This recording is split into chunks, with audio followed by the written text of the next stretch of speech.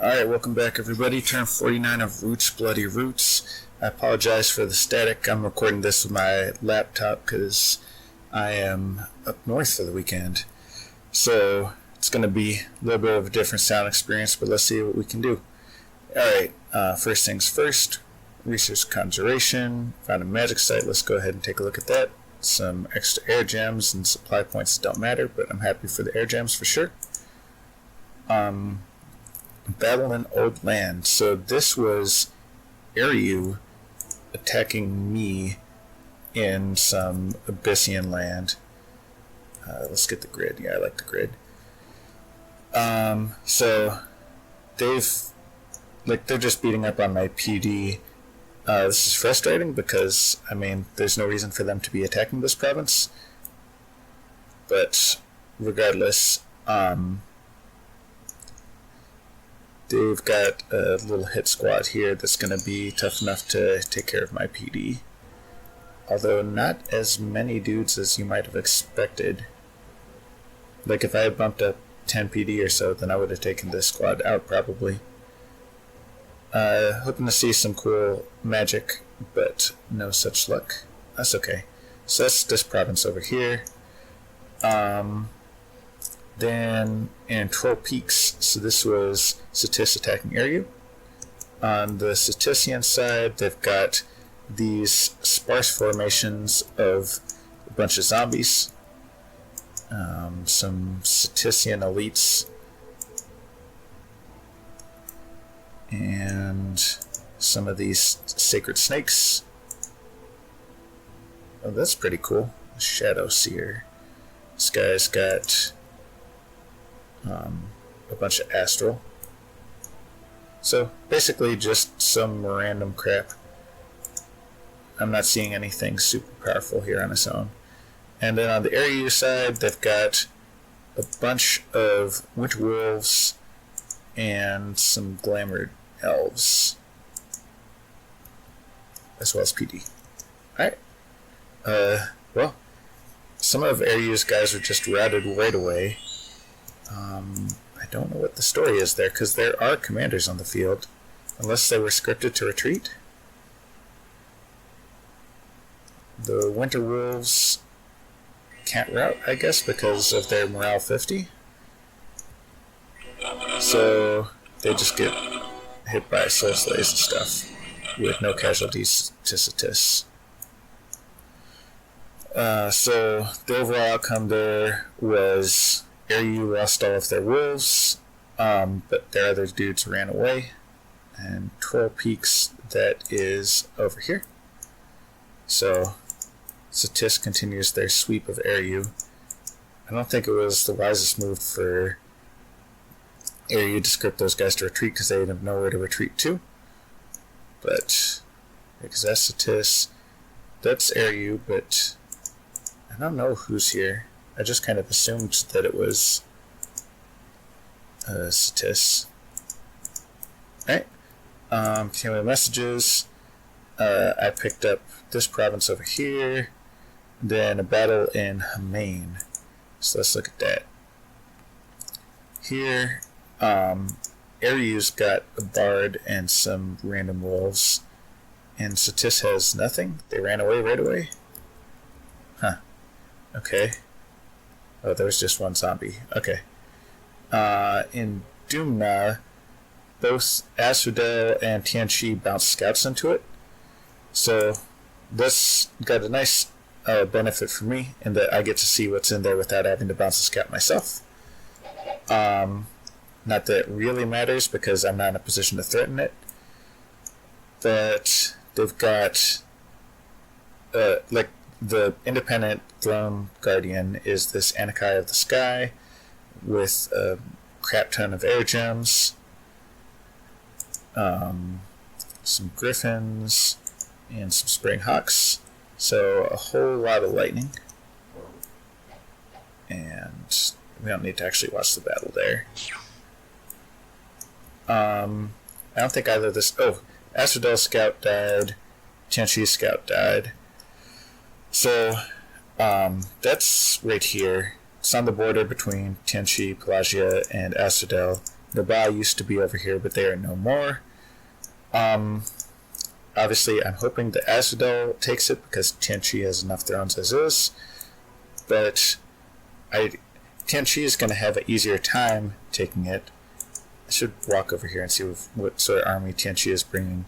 Tianqi is going to have an easier time taking it because their communion can blast down Gifts in the Heaven if nothing else against the big Anakai and stuff and just wipe it out.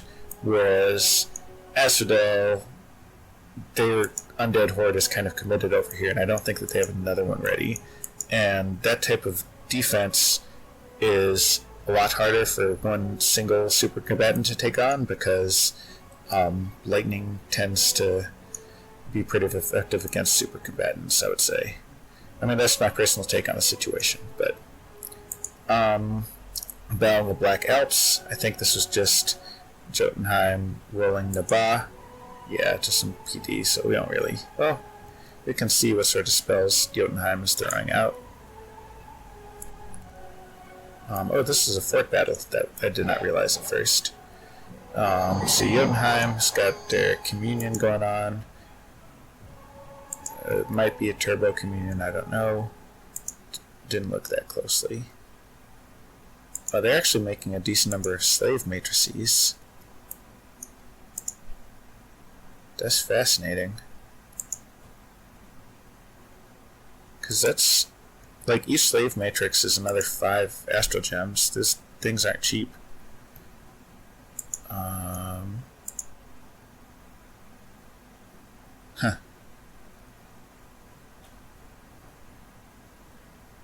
Yeah, and because these guys have regen, that's what I was getting at with the whole turbo communion thing. They can cast a lot of stuff that would ordinarily burn out of communion and just regen through it with all their HP. But that said, you can see what sort of actual spells they throw down. They're going to be off script probably. Thunderstrike, Blessing, Horde of Skeletons, Thunderstrike. I'm not seeing anything that's really scary in terms of magic, not at this stage. Horde of Skeletons is powerful, obviously, but anyone who wants skeletons can have them these days. Okay, I think I've seen enough. Events. So, Man from the Heavens, Nature Gems, Earth Gems, Pearls. We got this free Shaman. I like it. Oh, did I hit? Oh, this was the place where I got... I got this Apothecary. That's the mercenary I recruited. So, the Shaman and the Apothecary will be nice just because they can't do research, but they can still cast Nature 1 stuff, and they can still forge Nature 1 stuff, and there's lots of good stuff to forge Nature 1. So, if I have someone without a lot of research points forging, then that's more efficient than having someone who could be doing a lot of research stuck forging. Basically, any free mage I'm happy to see. Patrolled out an Ariu Bard, which actually killed a couple of my dudes. So we can go ahead and watch that real quick. It's obviously not the end of the world, but it's something of a setback. Okay, so the Bard, he has a Nature Gem. He's scripted to...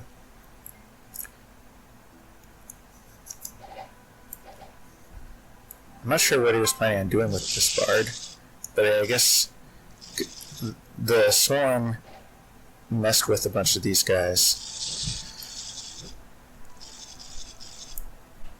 Maybe he was planning on doing some light raiding with it, but that trick only works once because he only has the one Nature Gem, unless he has a second Bard with him that's carrying the other Nature Gems.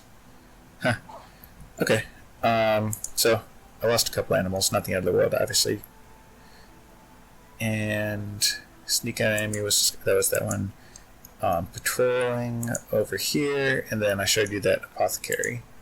So, I'm gonna have another turn of build up over here with the intention of amassing a force that can grab this province here.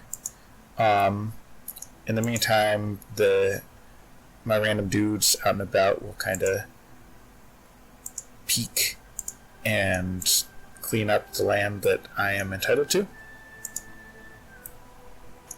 And the other thing is that Airyu can't really stop me, so it's just a matter of my honor in terms of where I do and don't attack them. So I'm going to attack these Abyssian provinces, and then if Airyu attacks me back, well, Airyu doesn't really have a right to attack me back, so I'll go ahead and claim that. Anyway, Airyu clearly has bigger fish to fry, so I'm looking to see what they still have here. Satis, Airyu's besieged by Abyssia. I am scared of Satis. Satis is... I was expecting Airyu to fight Satis a lot more effectively since they basically ate Sawaiki. Sawaiki. But Satis has really rolled them just all over the place. So, I'll be talking to Asphodel and seeing what the plan is there, but it could be that we just end up having a giant war between me and Satis, because realistically, that's the only way that I have a chance of winning at this. I'm not going to betray my friend Asphodel. Trying to go through Pelagia to get to this continent is just not effective. Pelagia has more orders with me in places that I really don't want to be fighting if I can avoid it. Like, this is on my home turf over here. And yeah, one thing that I did just think of, which I don't think actually works natively out of the box, but I could build some flying dudes and fly them over the water to fuck with Satis down here. And that might be something for me to consider. I guess along those lines, I can make a water sprite. Right now I'm spending all my water gems on another Naiad, which is going to become another giant. But I'm going to need to build some more water sprites. Well, at least one water sprite. If I recall correctly, the water sprite can fly, which means I can pop them over here and scout with them. It's kind of an expensive scout, but it is what it is. So yeah, gathering here, and then we'll go 1-2 punch.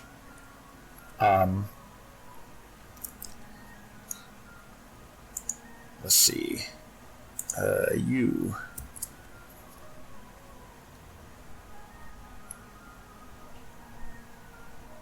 Yeah, there's nothing useful for you to do right now. I'm saving up my air gems.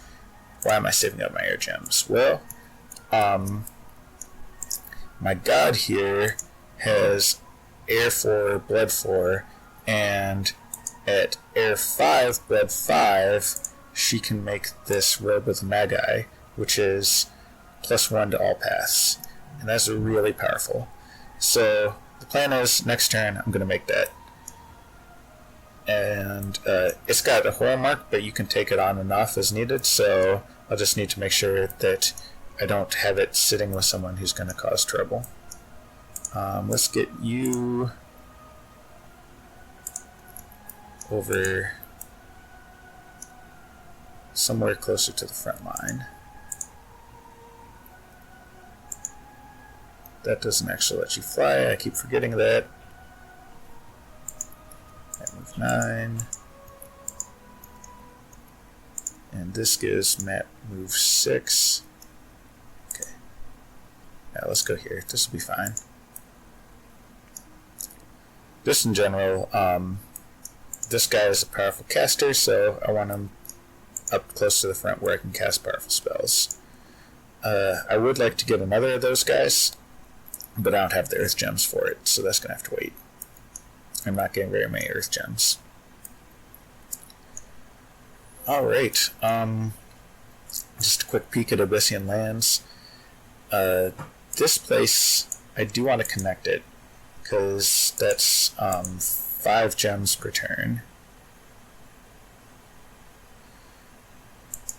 This place gives me another 2, and this place gives me another 2 plus some money.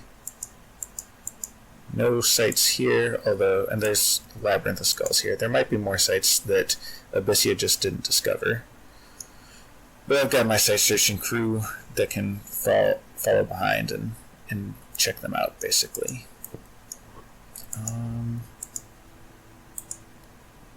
Unrest of the 178, that's hilarious.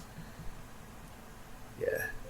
Ariu might continue raiding these provinces over here, but I don't know why. Like, they've got... If they do that, they're basically submitting to Satis.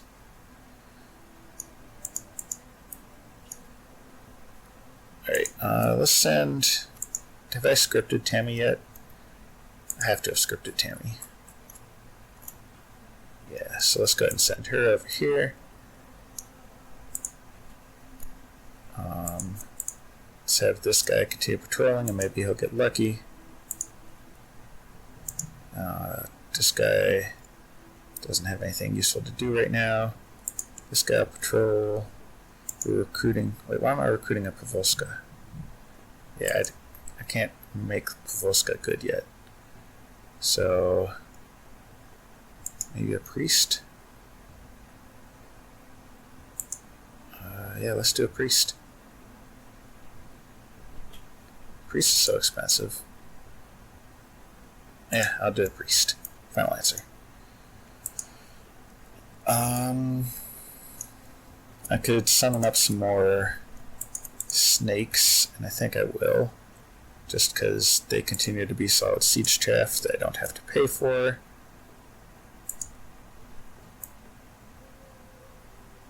The other thing that I want to do is actually use these cool new summons that I have at Conjuration 7.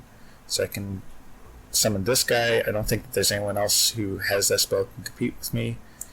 At some point I want a Primordial Eagle. And then the Wolf and the Wuyas, I've talked about them before. They're both really good. Unfortunately, none of my Yayas are Nature 5. But worst comes to worst, my god can summon the Wolf. And this guy can as well. He's so good. Like, his stats aren't impressive. His paths are decent. But that Master Ritualist one just means that he can cast pretty much any ritual. I like the way that fits together for this nation. Alright, so that'll be planned. Gather forces here this turn, and go and attack Bara here. In the meantime, Asphodel's probably going to wipe out Abyssia's capital, but that will be an exciting battle to say the least. So, I'll see you on turn 50.